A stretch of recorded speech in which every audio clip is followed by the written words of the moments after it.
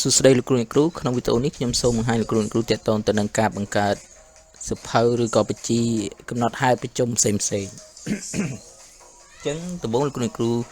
បើកកម្មវិធីគ្រូបន្ទុកថ្នាក់មកលោកគ្រូអ្នកគ្រូចូលទៅផ្នែករដ្ឋបាលហើយលោកគ្រូអ្នកគ្រូនឹងឃើញត្រង់ចំណុចកំណត់ហេតុប្រជុំហ្នឹងលោកគ្រូអ្នកគ្រូចុចមកហើយលោកគ្រូអ្នកគ្រូអាច print វាបានច្រើនស្លឹកមកដើម្បីកឹបជា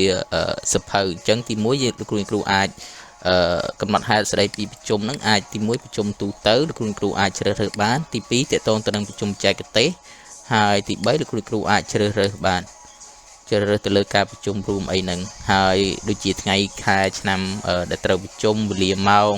នៅទីណាឧទាហរណ៍នៅសាលាវិទ្យាល័យបានតម្រាំអីជាដើមមកហើយក្រុមអធិបតីភាពអ្នកណាគេនាយកបាទជានាយកឈ្មោះអីអញ្ចឹងទៅហើយសមាជិកនៃអ្នកណាគេនៃសាលាវិទ្យាល័យបាយតារាមអីចឹងក្រៅនេះមានអ្នកចូលរួមឬក៏មានអ្នកណាចូលពីដែលក៏ក្នុងជីតារាងអីនឹងជាដើមហើយគ្រូអាចកត់លក្ខណៈសង្ខេបបែបនេះបានហើយទី3ហ្នឹងលោកគ្រូអាចកត់មកផលសម្រាប់អីផ្សេងបាទការធ្វើបែបនេះគឺងាយស្រួលសម្រាប់អ្នកគ្រូក្នុងការកត់កំណត់ហេតុបានលឿនជាងមុនបាទអញ្ចឹងក្នុងវីដេអូនេះមានតែប៉ុណ្្នឹងទេសូមអរគុណ